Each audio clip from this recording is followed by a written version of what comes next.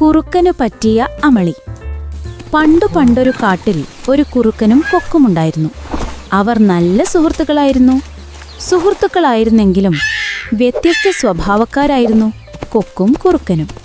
കുറുക്കൻ മറ്റുള്ളവരെ പരിഹസിക്കുകയും പറ്റിക്കുകയും പതിവായിരുന്നു. എന്നാൽ കൊക്ക് എല്ലാവരെയും സ്നേഹിക്കുകയും വിശ്വസിക്കുകയും ചെയ്തു. അങ്ങനെയിരിക്കുമ്പോൾ ഒരു ദിവസം കുറുക്കൻ കൊക്കിനെ തന്റെ വീട്ടിൽ വിരുന്നിന് ക്ഷണിച്ചു. കൊക്ക് സന്തോഷപൂർവ്വം തന്റെ സുഹൃത്തിന്റെ ക്ഷണം സ്വീകരിച്ചു. കുറുക്കൻ പറഞ്ഞ ദിവസം തന്നെ കൊക്ക് കുറുക്കന്റെ വീട്ടിലെത്തി. കുറുക്കൻ സ്വാദിഷ്ടമായ നല്ല സൂപ്പ് പാചകം ചെയ്തു വച്ചിരുന്നു. എന്നിട്ട് 2 പരന്ന പാത്രത്തിൽ ഇത് വിളമ്പി വെച്ചു. കൊക്കിന് നല്ല വിശപ്പുണ്ടായിരുന്നു.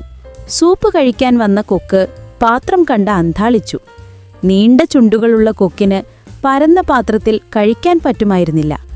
ഇതറിഞ്ഞിട്ടും തന്നെ പരിഹസിക്കാനായിട്ടാണ് കുറുക്കൻ തന്നെ വിളിച്ചു വരുത്തിയതെന്ന് കൊക്കിനു മനസ്സിലായി. എന്നിട്ടും അല്പം പോലും നിരാശയോ ദുഃഖമോ പുറത്തു കാണിക്കാതെ സുഹൃത്തിന് നന്ദിയും പറഞ്ഞ് കൊക്ക് മടങ്ങി. കുറച്ചു ദിവസങ്ങൾക്ക് ശേഷം കൊക്ക് സുഹൃത്തായ കുറുക്കനെ തന്റെ വീട്ടിൽ വിരുന്നിനു ക്ഷണിച്ചു. ഇതു കേട്ട കുറുക്കൻ മനസ്സിൽ കരുതി, താൻ ഇത്രയും അപമാനിച്ചിട്ടും അതൊന്നും നോക്കാതെ തന്നെ വിരുന്നിനു വിളിച്ച കൊക്കിനെ സമ്മതിക്കണം. സന്തോഷത്തോടെ തന്നെ കുറുക്കൻ കൊക്കിന്റെ ക്ഷണം സ്വീകരിച്ചു. കൊക്ക് പറഞ്ഞ സമയത്ത് തന്നെ കുറുക്കനും കൊക്കിന്റെ വീട്ടിലെത്തി. കൊക്ക് തന്റെ സുഹൃത്തിനെ സൽക്കരിക്കുന്നതിനായി മീൻ കൊണ്ടുള്ള വിഭവമാണ് ഉണ്ടാക്കിയത്.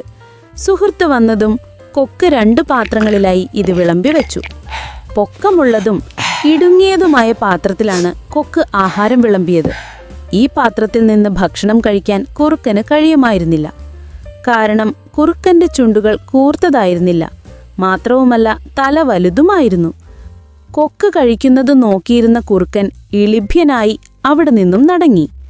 നമ്മൾ ഒരിക്കലും മറ്റുള്ളവരുടെ കുറവുകളെ പരിഹസിക്കരുത് എന്നൊരു വലിയ പാഠം കുറുക്കൻ അങ്ങനെ പഠിച്ചു.